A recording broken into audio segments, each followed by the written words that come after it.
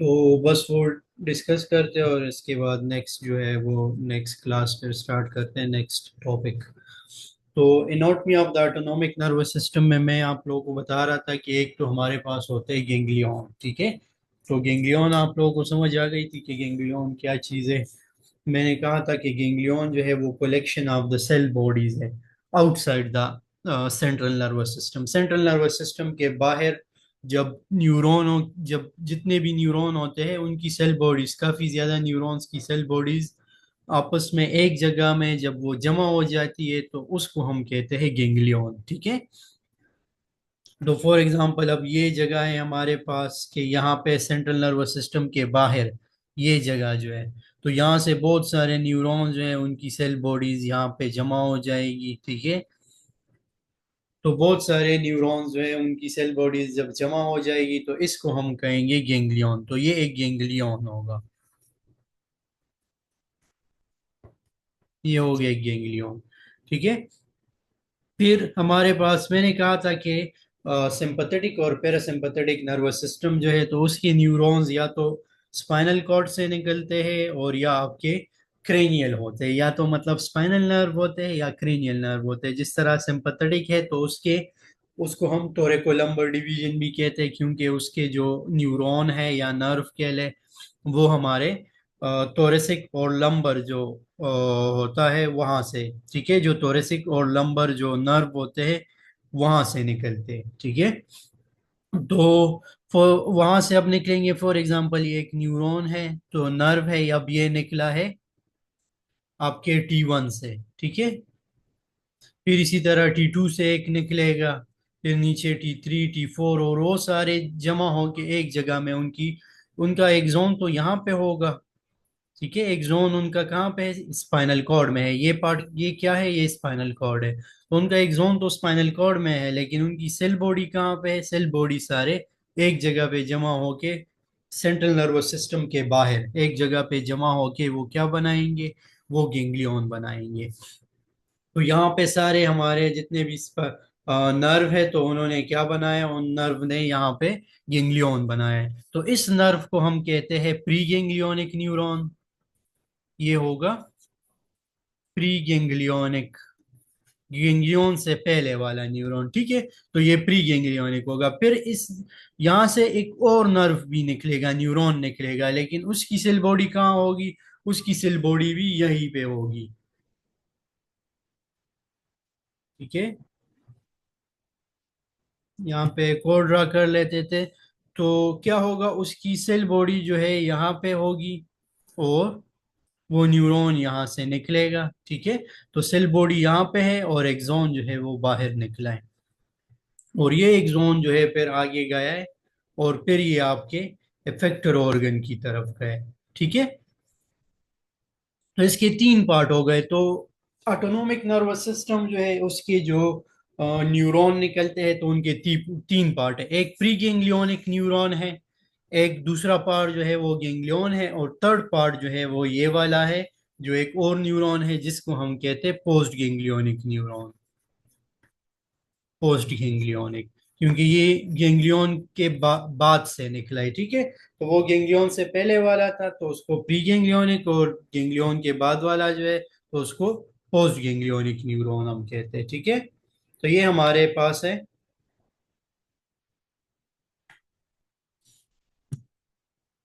Anatomy of the autonomic nervous system के। वो उसमें हमारे पास आता है प्री गेंगलियोनिक न्यूरॉन, ऑटोनोमिक गेंगलियन और पोस्ट गेंगलियोनिक न्यूरॉन, ठीक है।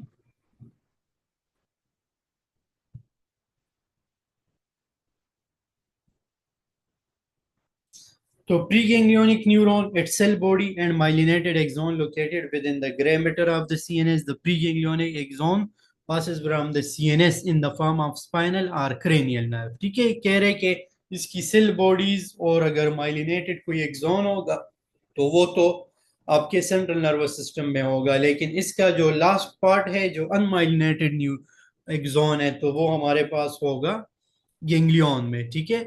मतलब वो बाहर होगा हमारे पास। तो in its cell body and myelinated axon located within gray matter of the CNS, preganglionic axon passes from the CNS in the form of spinal or cranial nerve. Preganglionic axon terminate in a ganglion. Ganglion क्या चीज है? A ganglion is a collection of nerve cell bodies located outside the CNS. Ganglion क्या चीज है? Collection of nerve cell bodies, neuron की cell bodies जो कि CNS के बाहर होती है. And postganglionic neuron cell body located in the autonomic ganglia, इनकी सेल बॉडी autonomic ganglia में होती है. और एक्सॉन्स जो है, the axon of post ganglionic unmyelinated fibre, the post ganglionic axon passes from the ganglion to the effector and are either stimulated or inhibited. ठीक है, तो कह रहे कि प्री गैंग्लियोनिक न्यूरॉन होगा जिसकी, जो कि आपके पास स्पाइनल कॉर्ड या आपके ब्रेन जो है वहां से स्टार्ट होगा और ये एंड होगा आपके ऑटोनोमिक गैंग्लियन पे. फिर ऑटोनोमिक गैंग्लियन होगा जो कि जहाँ पे सारी सेल बॉडीज इकट्ठी होगी. और उसके बाद पोस्ट गैंग्लियोनिक न्यूरॉन होगा. तो पोस्ट गैंग्लियोनिक न्यूरॉन जो है उनकी सेल बॉडी भी गैंग्लियन ऑटोनोमिक गैंग्लियन में होगी. और वो फिर उसका एक्सोन जो है वो बाहर जाएगा इफेक्टर ऑर्गन की तरफ. इफेक्टर ऑर्गन क्या है? मसल. आपके मसल है, आपके ग्लैंड जो है वो इफेक्टर ऑर्गन है. तो मतलब वो वहां से स्टार्ट होगा ऑटोनोमिक गैंग्लिया से और आपके मसल्स की तरफ जाएगा. तो ये था हमारे पास anatomy of the autonomic nervous system. ये हमने पढ़ा था, सिंपैथेटिक डिवीजन और पैरासिम्पैथेटिक डिवीजन. ठीक है, फंक्शंस भी हमने पढ़े थे. सिर्फ लास्ट में रह गए neurotransmitter of the autonomic nervous system. तो ऑटोनोमिक नर्वस सिस्टम जो हमारा है तो उसकी, उसमें दो किस्म के न्यूरॉन होंगे या दो किस्म की डिवीजन होती है. एक सिंपैथेटिक डिवीजन है, दूसरे पैरासिम्पैथेटिक डिवीजन है. ठीक है, तो अब ये जो न्यूरॉन है हमारे पास, ये न्यूरॉन जो है अपना इम्पल्स, हमने पहले भी कहा था कि एक न्यूरॉन से दूसरे न्यूरॉन की तरफ, मतलब अब यहाँ पे स्पाइनल कॉर्ड होगा आपका. ठीक है, ये आपका स्पाइनल कॉर्ड है. तो स्पाइनल कॉर्ड से यहाँ पे प्री गैंग्लियोनिक न्यूरॉन निकला है. फिर यहाँ पे है गैंग्लियन और यहाँ पे है पोस्ट गैंग्लियोनिक न्यूरॉन. ठीक है, यहाँ पे है सेल बॉडीज ऑफ सारे जितने भी न्यूरॉन है उनकी सेल बॉडीज यहाँ पे है. अच्छा, अब क्या है? अब ये होगा कि ये जो न्यूरॉन है इसका इम्पल्स जो है, इसका मैसेज जो है इस न्यूरॉन तक पहुंचेगा, जिस जो हमने कहा था कि साइनेप्स होगी. ठीक है, तो इस न्यूरॉन का इम्पल्स जो है इस न्यूरॉन तक पहुंचेगा. लेकिन वो किस तरह पहुंचेगा? तो उसके लिए हमने कहा था कि इसके लिए एक केमिकल होता है जिसको हम कहते हैं न्यूरोट्रांसमीटर. तो इसको क्या कहते हैं? न्यूरोट्रांसमीटर. तो यहाँ भी जो इम्पल्स है एक न्यूरॉन से, प्री गैंग्लियोनिक न्यूरॉन से इम्पल्स पोस्ट गैंग्लियोनिक न्यूरॉन तक जाएगा. लेकिन किस तरह जाएगा? Through a neurotransmitter. तो अब हम पढ़ते हैं कि जो सिंपैथेटिक फाइबर है उसका प्री गैंग्लियोनिक न्यूरॉन और पोस्ट गैंग्लियोनिक न्यूरॉन से कौन सा जो है न्यूरोट्रांसमीटर रिलीज होता है. ठीक है, और इसी तरह पैरासिम्पैथेटिक जो है उससे कौन सा जो न्यूरोट्रांसमीटर है वो रिलीज होता है. तो सबसे पहले हम बात करते हैं सिंपैथेटिक फाइबर्स की, सिंपैथेटिक न्यूरॉन नर्व्स की. ठीक है, तो सिंपैथेटिक जो न्यूरॉन है उसका जो प्री गैंग्लियोनिक फाइबर है ये वाला, आप सपोज कर ले कि ये T1 है. ठीक है, T1 नर्व जो है, T1 नर्व जो है तो उसका ये वाला प्री गैंग्लियोनिक फाइबर होगा और ये वाला पोस्ट गैंग्लियोनिक फाइबर. तो प्री गैंग्लियोनिक फाइबर जितने भी है वो हमारे पास रिलीज करते हैं एसिटाइल कुलीन. तो ये रिलीज करेगा क्या? एसिटाइल कुलीन. तो इसका न्यूरोट्रांसमीटर ऑफ द सिंपैथेटिक का, प्री गैंग्लियोनिक फाइबर का न्यूरोट्रांसमीटर क्या है? एसिटाइल कुलीन. जो पोस्ट गैंग्लियोनिक एड्रीनर्जिक फाइबर होंगे तो उस वो रिलीज करेंगे एड्रेनलिन.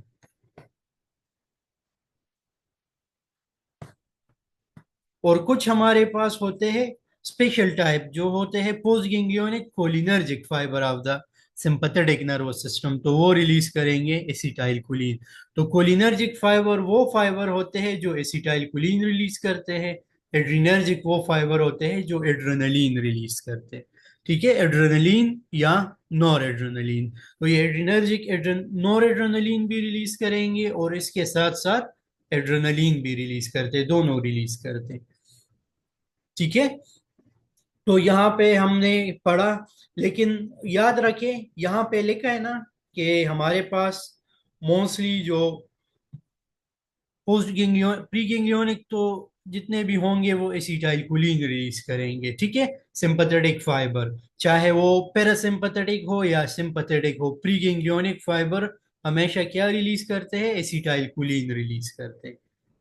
लेकिन पोस्ट गेंगियोनिक फाइबर जो सिंपथेटिक नर्वस सिस्टम का पोस्ट गेंगियोनिक फाइबर होगा, तो वो रिलीज करेगा मोस्टली नॉर एड्रेनलिन। थोड़े बहुत होंगे वो एसिटाइलकोलिन रिलीज करेंगे, ये काफी कम होते हैं। सपोज कर ले कि आपके पास 10% जो है वो रिलीज करते हैं, पोस्ट गेंगियोनिक फाइबर्स जो है वो रिलीज करते हैं एसिटाइलकोलिन, बाकी 90% जो होते हैं वो रिलीज करते हैं नॉर एड्रेनलिन। तो सिंपैथेटिक नर्वस सिस्टम जो है उसका जो मेन आपके पास न्यूरोट्रांसमीटर होगा तो वो क्या होगा, वो होगा एड्रेनलिन और नॉर एड्रेनलिन, ठीक है। Adrenaline plus nor adrenaline. इसलिए मैंने आप लोगों को कल वाले लेक्चर में कहा था कि जब भी सिंपैथेटिक नर्वस सिस्टम एक्टिवेट होता है तो उस टाइम हमारे पास जो एड्रीनल ग्लैंड है वहां से एड्रेनलिन और नॉर एड्रेनलिन जो है वो रिलीज हो जाता है, और वो हमारे हार्ट रेट को, रिस्पायरेटरी रेट को, मेटाबॉलिज्म वगैरह को वो इंक्रीज कर देता है, ठीक है। तो neurotransmitter, main neurotransmitter of the sympathetic nervous system जो है वो एड्रेनलिन और नॉन एड्रेनलिन है, लेकिन जो पोस्ट गैंग्लियोनिक है, ठीक है। लेकिन प्री गैंग्लियोनिक फाइबर चाहे वो सिंपैथेटिक हो चाहे वो पैरासिम्पैथेटिक हो, प्री गैंग्लियोनिक फाइबर हमेशा रिलीज करता है एसिटाइलकोलिन, ठीक है। वो हमेशा एसिटाइलकोलिन रिलीज करेगा। अब पैरासिम्पैथेटिक की फाइबर की बात कर ले तो प्री गैंग्लियोनिक फाइबर जो है वो एसिटाइलकोलिन रिलीज करता है, पोस्ट गैंग्लियोनिक फाइबर भी एसिटाइलकोलिन रिलीज करता है।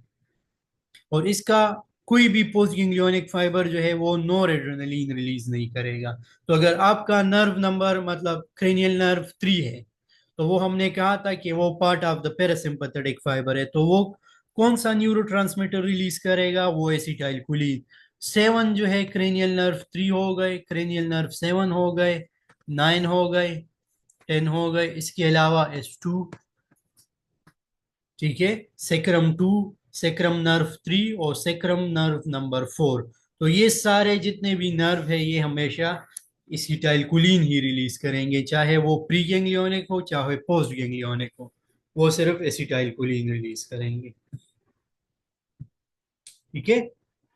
तो ये हमारे पास क्या थे, ये हमारे पास थे neurotransmitter of the acid of the sympathetic and parasympathetic nervous system. अब यहाँ पे देखिए ऑटोनोमिक यहाँ पे दिया गया है, तो सिंपैथेटिक को देख ले, इस साइड पे लेफ्ट साइड पे सिंपैथेटिक, ठीक है। तो ये इसका प्री गैंग्लियोनिक फाइबर है, ये रेड जो दिखाया गया है, ठीक है। तो यहाँ से क्या रिलीज हो रहा है, एसिटाइलकोलिन रिलीज हो रहा है, ठीक है। तो ये जो ब्लू दिखाया गया है ये एसिटाइलकोलिन है आपके पास, ये जो गोल दिखाया है, ठीक है। और फिर यहाँ से रिलीज हो रहा है एपिनेफ्रिन रिलीज हो रहा है, ठीक है। और फिर ये भी सिंपैथेटिक नर्वस सिस्टम है, फिर वहां से भी एसिटाइल प्री गैंग्लियोनिक फाइबर से एसिटाइलकोलिन रिलीज हो रहा है। ये वाला पोस्ट गैंग्लियोनिक फाइबर है तो यहाँ से रिलीज हो रहा है नॉरएपिनेफ्रिन। तो पोस्ट गैंग्लियोनिक फाइबर जो सिंपैथेटिक के हैं दोनों से एपिनेफ्रिन और नॉरएपिनेफ्रिन रिलीज हो रहा है, ठीक है। लेकिन सिंपे जो प्री गैंग्लियोनिक फाइबर है वहां से सिर्फ और सिर्फ आपका एसिटाइलकोलिन रिलीज होगा। पैरासिम्पैथेटिक को देख ले तो पैरासिम्पैथेटिक का ये प्री गैंग्लियोनिक रेड जो नजर आ रहा है ये क्या रिलीज कर रहा है, एसिटाइलकोलिन। और उसके बाद जो पोस्ट गैंग्लियोनिक फाइबर है वो भी रिलीज कर रहा है एसिटाइलकोलिन, ठीक है। तो ये थे हमारे पास neurotransmitter of the autonomic nervous system. तो यहाँ अगर किसी का कोई क्वेश्चन हो, यहाँ पे ये लेक्चर खत्म हो रहा है, फिर नेक्स्ट स्टार्ट करते हैं।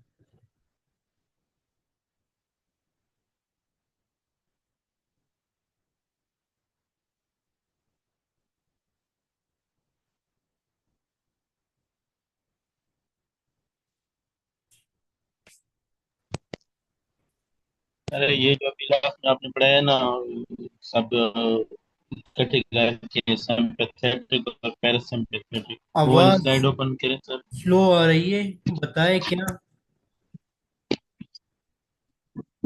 सर अभी जो स्लाइड, लास्ट स्लाइड आपने पढ़ाई है ना, वो ओपन करें सर।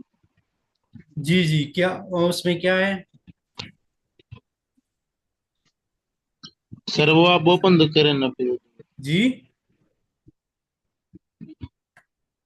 सर वो वाली लास्ट वाली स्लाइड आप ओपन करें ना सर, उसमें एक पॉइंट था वो आप पता करना। अच्छा, मैं ओपन करता हूँ। नजर आ रही है अब? सबर। जी सर बताया। अभी तक ये ब्लड वाली स्लाइड ओपन है। जी जी बताएं। सर इसमें ये फर्स्ट लिखा हुआ है सिंपैथेटिक इनर्वेशन एंड ये एड्रिनल मेडुला। सर इसकी ये वाली समझा दी, समझ नहीं आई। सिंपैथेटिक इसको इनर्वेशन रिपीट कर ऑफ द दो। एड्रीनल मेड्यूला है। तो ये एड्रीनल ग्लैंड की बात कर रहे हैं ना, क्योंकि जो एड्रीनल ग्लैंड है, ठीक है, उसका जो मेड्यूला पार्ट है, तो वहां से हमारे पास रिलीज, क्योंकि एड्रीनल मेड्यूला है, एड्रीनल ग्लैंड है, तो एड्रीनल ग्लैंड से ही एड्रेनलिन रिलीज हो रहा है। ठीक है। ठीक है सर। तो ये एड्रेनलिन और नॉन एड्रेनलिन जो है, ये असल में हमारे पास बनता कहाँ पे है? ये न्यूरोट्रांसमीटर है। तो ये ग्लैंड में बनता है, हार्मोन भी है, न्यूरोट्रांसमीटर भी है। तो ये हमारे पास जो है रिलीज होता है एड्रीनल ग्लैंड से, और एड्रीनल ग्लैंड के जो है वो दो पार्ट है, एक कॉर्टेक्स है और एक मेड्यूला है। जिस तरह किडनी में आप लोगों ने पढ़ा होगा, किडनी के दो पार्ट्स है, एक हमारे पास कॉर्टेक्स है और एक मेड्यूला है। तो वो जो एड्रीनल ग्लैंड आपके जो किडनी है उसके ऊपर, बिल्कुल उसके ऊपर लगा होता है एड्रीनल ग्लैंड। ठीक है। मतलब अगर आप सपोज कर ले ये आपकी किडनी है, तो इस किडनी के ऊपर यहाँ पे आपके पास एक ग्लैंड लगा होता है जहाँ से ये हार्मोन्स रिलीज होते हैं। तो वहां से उसके दो पार्ट्स होते हैं, एक कॉर्टेक्स और एक मिड्यूला। तो मिड्यूला से हमारे पास रिलीज होता है हार्मोन एड्रेनलिन और नॉर एड्रेनलिन। ठीक है, जिसको सर इपिनेफ्रिन इसका फंक्शन क्या होता है? नॉरएपिनेफ्रिन भी कहते हैं। ये मैंने आप लोगों को बताया ना कि ये हमारे पास जब रिलीज हो जाते हैं, तो ये बॉडी को फाइट और फ्लाइट रिस्पॉन्स के लिए बना देते हैं। ठीक है। आप लोगों को गुस्सा आता है तो उस टाइम जो है आप क्या रिएक्ट करते हैं, तो वो सारा एड्रेनलिन की वजह से होता है। लोग कहते हैं कि एड्रेनलिन रश हुआ है। ठीक है। इसी तरह आपकी लड़ाई होती है तो आप लोग लड़ते हैं, तो एड्रेनलिन रश होता है। अक्सर ये लोग जो है लड़ते हैं या बॉक्सिंग वगैरह करते हैं, वो एड्रेनलिन की इंजेक्शन वगैरह भी लगा लेते हैं। तो उससे ये होता है कि एड्रेनलिन जो है वो ज़्यादा बॉडी में हो जाते हैं, तो उससे वो आपको फ्लाइट के लिए या फाइट के लिए वो आपको बना लेता है। ठीक है। ठीक है सर, क्लियर है। ठीक तो है। ये बॉडी को इमरजेंसी कंडीशन के लिए बनाता है, आपकी बॉडी को उसके लिए प्रिपेयर करता है इमरजेंसी कंडीशन के लिए। ठीक है, ओके सर, अभी नेक्स्ट करें सर। ओके।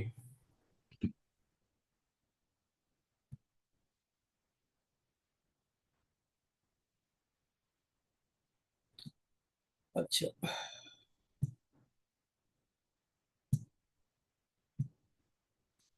अब आते हैं नेक्स्ट जो हमारा लेक्चर है, बॉडी एंड बॉडी फ्लूइड जो है। ठीक है।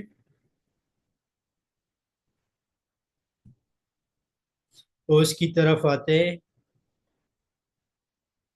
Blood and body fluid. तो ब्लड एंड बॉडी फ्लूइड्स के बारे में हम पढ़ेंगे कि हमारी बॉडी जो है वो फ्लूइड से बनी है। ठीक है। और कौन कौन से फ्लूइड है, और उसमें फिर जो हमारा मेन टॉपिक होगा वो हम पढ़ेंगे कि हमारी जो ब्लड है वो क्या है, उसकी कंपोजिशन पढ़ेंगे, उसमें क्या क्या चीज़ें हैं। और फिर आगे जो नेक्स्ट जितने भी हमारे लेक्चर होंगे, कुछ लेक्चर तो वो ब्लड के बारे में ही होंगे। ठीक है। तो ऑटोनो जो नर्वस सिस्टम था वो वहां पे हमने खत्म कर दिए, जो नर्वस सिस्टम था। तो उसके लेक्चर्स खत्म हो गए। उसके बाद जो नेक्स्ट लेक्चर्स होंगे तो वो बॉडी फ्लूइड और ब्लड के बारे में, मोस्टली ब्लड के बारे में पढ़ेंगे। फिर उसके बाद नेक्स्ट इंशाल्लाह फिर जो है वो कार्डियोवास्कुलर सिस्टम, हार्ट के बारे में और उसके बारे में पढ़ेंगे, ठीक है, ब्लड वेसल्स वगैरह वो पढ़ेंगे, ब्लड सर्कुलेशन।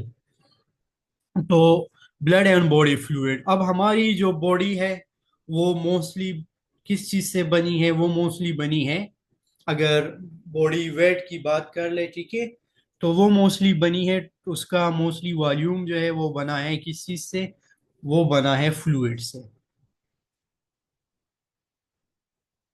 हमारी बॉडी जो है, अगर आप उसका वेट कर लें, तो मोस्टली जो वेट होगा वो किस चीज का होगा? फ्लूइड का। और फ्लूइड में हमारे पास मोस्टली वाटर आता है, ठीक है, तो सबसे ज्यादा जो फ्लूइड होगा हमारी बॉडी में वो होगा वाटर।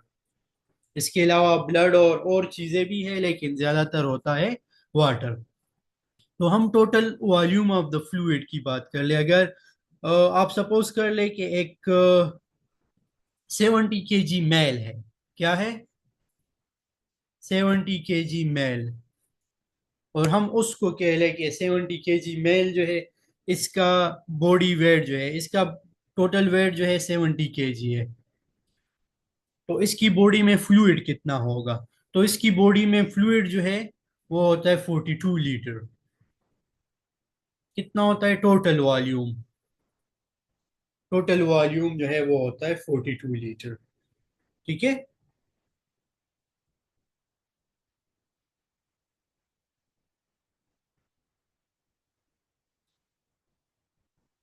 अच्छा, तो एक 70 kg मेल को अगर ले ले तो उसमें टोटल फ्लूइड कितना होगा? उसमें टोटल फ्लूइड होगा 42 लीटर।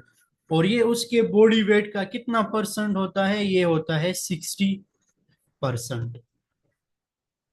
तो इसका मतलब क्या हुआ? इसका मतलब ये हुआ कि अगर एक काम करते हैं,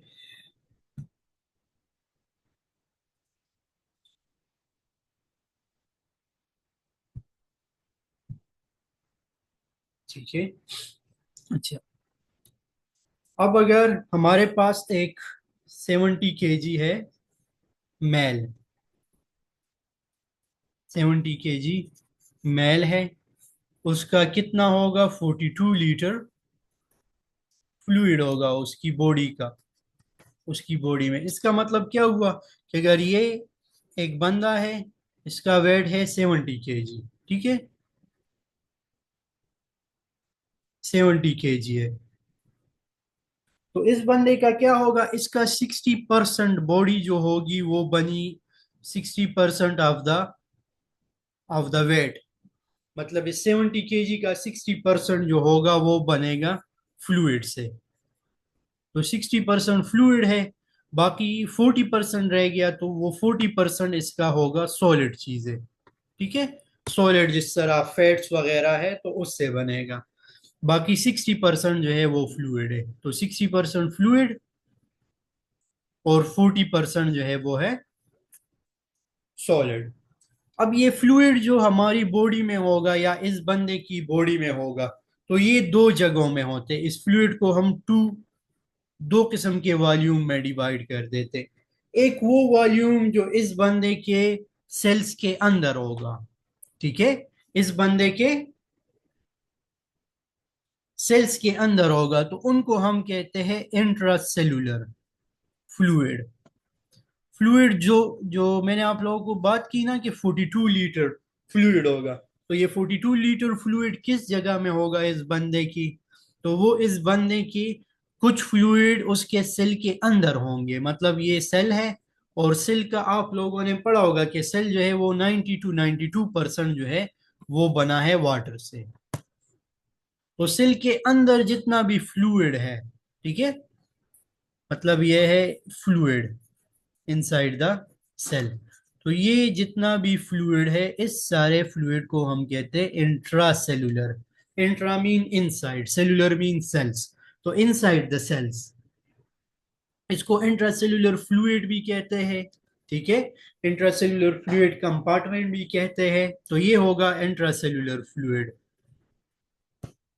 और कुछ फ्लूइड जो है वो सेल के बाहर होगा यहाँ पे, मतलब ये एक सेल है, ये दूसरा सेल है, ये तीसरा सेल है, तो इन सेल्स के दरमियान में यहाँ पे होगा, यहाँ पे होगा, यहाँ पे कुछ फ्लूइड होगा, यहाँ पे होगा, यहाँ पे होगा, यहाँ पे होगा। इसके अलावा ब्लड वेसल्स जो है, ठीक है, रगे जो है, तो उन रगों में भी फ्लूइड है, प्लाज्मा जिसको आप कहते हैं। तो प्लाज्मा भी किस चीज से बना है? प्लाज्मा भी असल में है फ्लूइड। तो उन फ्लूइड को हम कहते हैं, ये जितने भी है तो इनको हम कहते हैं extra cellular fluid.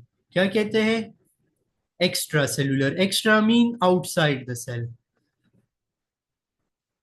Extra cellular fluid. समझ आ रही है कि हमारी बॉडी जो है, अगर मेल की बात कर लें, मेल और फीमेल में ये कंपोजिशन थोड़ा डिफरेंट होगा, लेकिन मेल में 60% उसका बॉडी वेट जो है वो बना है फ्लूइड से, ठीक है। और वो टोटल अगर फ्लूइड को ले ले तो वो होगा 42 लीटर। एक जो यंग हेल्थी, एक यंग हेल्थी मेल होगा, ठीक है, 70 केजी, 70 केजी एडल्ट मेल। अगर 70 किलो आदमी में देख ले तो उसमें ये वाटर की कंपोजिशन कितनी होगी? 42 लीटर। फीमेल में इसके मुकाबले में थोड़ी सी कम होगी, 42 लीटर के बजाय वहां पे 38 या 40 लीटर होगी। तो फीमेल में थोड़ी सी कम होती है, क्योंकि उनमें फैट्स जो है वो थोड़े ज्यादा होते हैं, मेल में फैट्स थोड़े कम होते हैं, ठीक है।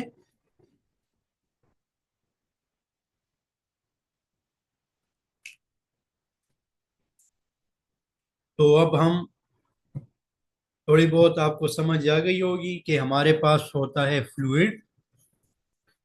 फिर वो फ्लूइड को हम टू में डिवाइड कर सकते हैं, दो जगहों में होती है, या तो इनसाइड द सेल, तो या तो होगी इंट्रा सेलुलर, और या तो होगी एक्स्ट्रा सेलुलर, एक्स्ट्रा सेलुलर, ठीक है। या इंट्रा सेलुलर होगी या एक्स्ट्रा सेलुलर होगी। तो इंट्रा सेलुलर कितनी होती है? ये तो टोटल होता है 42 लीटर, और परसेंटेज के लिहाज से ये होता है 60%। तो अब इंट्रासेल्यूलर कितना होगा और एक्स्ट्रा सेल्यूलर कितना होगा? तो इस 42 लीटर में 28 लीटर जो होता है वो होता है इनसाइड द सेल। तो 28 हो गए, बाकी कितने रह गए? 14 लीटर रह गए, तो वो 14 लीटर होता है एक्स्ट्रा सेल्यूलर। या आप कह लें कि ये फ्लूइड जो होता है उसके दो हिस्से जो होते हैं वो होते हैं टू, इसको टू पार्ट जो है वो होता है इंट्रा सेल्यूलर, और वन पार्ट जो है वो होता है एक्स्ट्रा सेल्यूलर, ठीक है। तो 2/3 जो है वो होता है इनसाइड द सेल, और 1/3 जो है वो होता है आउटसाइड द सेल। अब ये एक्स्ट्रा सेल्यूलर जो है इसको भी हम टू में फिर डिवाइड कर सकते हैं। एक होता है, उनको हम कहते हैं इंटरस्टिशियल फ्लूइड, इंटरस्टिशियल फ्लूइड। ये जो 14 लीटर होता है, जो सेल के बाहर होता है, तो वो एक को हम कहते हैं इंटरस्टिशियल फ्लूइड, और दूसरे को हम कहते हैं ट्रांस सेलुलर, ट्रांस सेलुलर। ये आगे स्लाइड में होगा ये सब कुछ, ठीक है। कुछ होंगे हमारे trans cellular fluid. Interstitial fluid किन फ्लूइड को कहते हैं? इंटरस्टिशियल फ्लूइड हम उन फ्लूइड को कहते हैं जो कि सेल्स के दरमियान में होते हैं, ठीक है। सेल के दरमियान में जितना भी फ्लूइड होगा तो उनको हम कहते हैं इंटरस्टिशियल फ्लूइड। इस तरह ये एक सेल हो गया, ये दूसरा सेल, ये तीसरा सेल, ये चौथा, पांचवा और छठा, ये 6 सेल्स हो गए। इन 6 सेल्स के दरमियान यहाँ पे फ्लूइड, कुछ फ्लूइड प्रेजेंट होगा। यहाँ पे ये सारा फ्लूइड, ये सारा फ्लूइड, ये सारा फ्लूइड, यहाँ पे फ्लूइड। तो ये जितना भी फ्लूइड है, इन सब फ्लूइड्स को हम कहते हैं इंटरस्टिशियल फ्लूइड। और ये टोटल कितना होता है? 10.5 लीटर, ठीक है। और बाकी कितना रह गया? 0.5 लीटर जो है वो ट्रांससेल्यूलर फ्लूइड होगा। और उसके अलावा थोड़ा फ्लूइड, ये हो गया 11। 3 लीटर रह गया, तो 3 लीटर जो है वो हमारे पास एक और फ्लूइड होता है, वो भी एक्स्ट्रा सेल्यूलर फ्लूइड होता है। उसको हम कहते हैं इंट्रावस्कुलर फ्लूइड, ठीक है। उसको क्या कहते हैं? Intravascular fluid. थर्ड नंबर पे हमारे पास जो है इसको कहते हैं इंट्रावस्कुलर।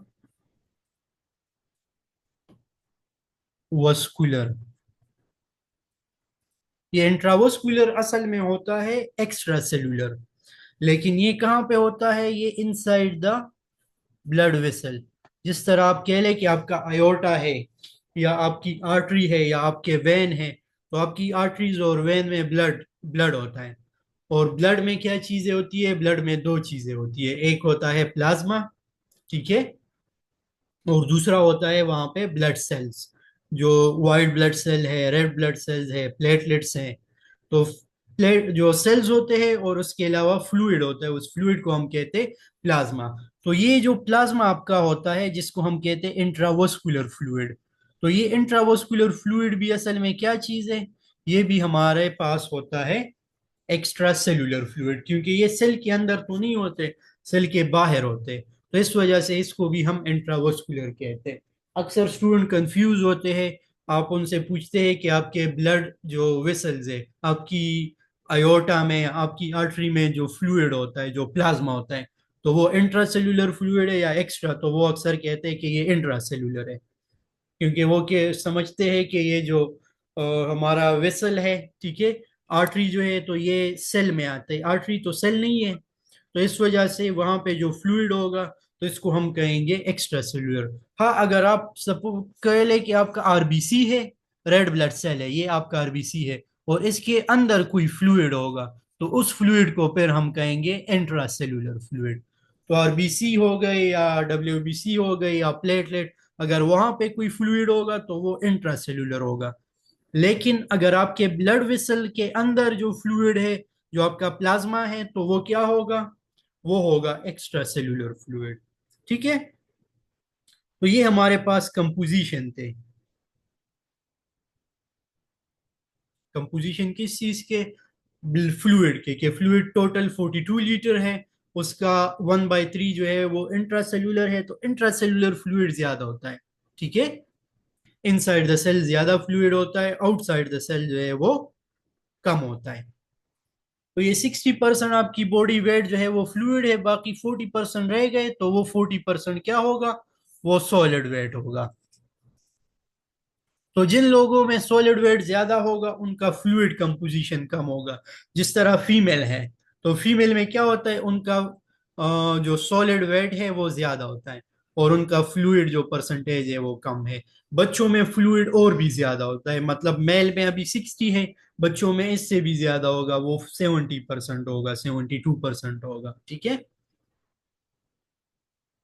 तो ये कुछ लोगों में डिफरेंट भी होता है। तो ये हमारे पास थोड़ा इंट्रोडक्शन था अबाउट द बॉडी फ्लूइड्स, के बॉडी फ्लूइड कौन कौन से हैं और कहाँ कहाँ पे हैं। तो अगर कोई आपसे पूछ ले कि ब्लड जो है वो कौन सा पार्ट है, वो extra cellular fluid, intra cellular fluid है या एक्स्ट्रा सेल्यूलर है, तो आप कहेंगे कि वो एक्स्ट्रा सेल्यूलर फ्लूइड है। और एक्स्ट्रा सेल्यूलर फ्लूइड में फिर वो कौन से टाइप का फ्लूइड है, तो वो आप कहेंगे कि वो है इंट्रावस्कुलर फ्लूइड, ठीक है।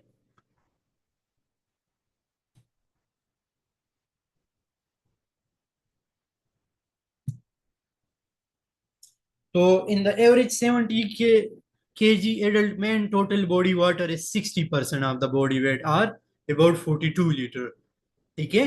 तो एक एडल्ट मैन में ये टोटल बॉडी वाटर कितना होगा, 60%, या टोटल अगर कैलकुलेट कर ले तो वो होगा 42 लीटर। तो 42 लीटर, या आप कह लें कि 42 kg उसका वेट बनेगा फ्लूइड का। बाकी जितना रह गया तो वो होगा, कितना रह गया बाकी, 28 रह गया, तो वो 28 जो है वो होगा आपका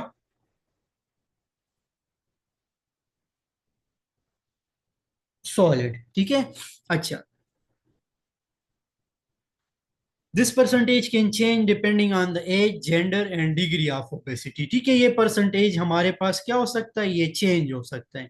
किस तरह चेंज हो सकता है, depending on the age, gender and degree of the obesity, degree of the obesity, और इसके अलावा डिपेंड करता है जेंडर पे and degree of the obesity, और एज पे डिपेंड करता है। इस तरह आप कह ले कि as a person grow old, percentage of total body weight that is fluid gradually decrease. ये इस तरह ही आप बूढ़े होते जाएंगे तो ओल्ड एज में क्या होता है, वहां पे फ्लूइड कम हो जाता है। आप लोगों ने ओल्ड एज में अपने वो बुजुर्गों को देखा होगा, तो उनका क्या होता है, उनके हाथ या पाँव आप उनके स्किन को देख ले तो वो इस तरह होते हैं, ठीक है, कि उसमें फ्लूइड बहुत कम होता है। आप उनका स्किन देख ले तो वो काफी वो मतलब सॉफ्ट सा हो जाता है। क्यों? क्योंकि वहां पे फ्लूइड कम हो जाता है। अच्छा, तो जितना एज ज्यादा होता जाएगा उतना ही फ्लूइड जो है वो कम होता जाएगा, और जो सॉलिड है वो ज्यादा होता जाएगा। सॉलिड का परसेंटेज ज्यादा होगा, फ्लूइड का कम होगा। तो बच्चों में सबसे ज्यादा होगा फ्लूइड, और बूढ़ों में अगर 60 ईयर और उससे ज्यादा का देख ले तो उसमें और भी कम होगा। Is due to part of the fact that aging is usually associated with increased percentage of body weight being fat, which decrease the percentage of water in the body, क्योंकि वो वाटर में कम कर देता है और फैट जो है वो बढ़ा लेता है। Women normally have more body fat than men. Their total body water average about 50%। तो उनका बॉडी वाटर कितना होगा, 60 के बजाय वो 50 होगा। In premature and newborn, the total body water ranges from 70 to 75%। तो बच्चों में ज्यादा होगा। तो इसका मतलब कि body water normally adult mail की मैंने बात की थी कि वो 70 होता है, और एज जब ज्यादा होता है तो वो कम हो जाता है, एज जब कम होता है तो वो ज्यादा होता है। नेक्स्ट क्लास में फिर ये हम डिस्कस करेंगे बॉडी फ्लूइड के कंपार्टमेंट को, ठीक है। उसमें एक रह गया ट्रांससेल्यूलर फ्लूइड जो मैंने आप लोगों को डिस्कस नहीं किया, वो भी आगे हम पढ़ते हैं।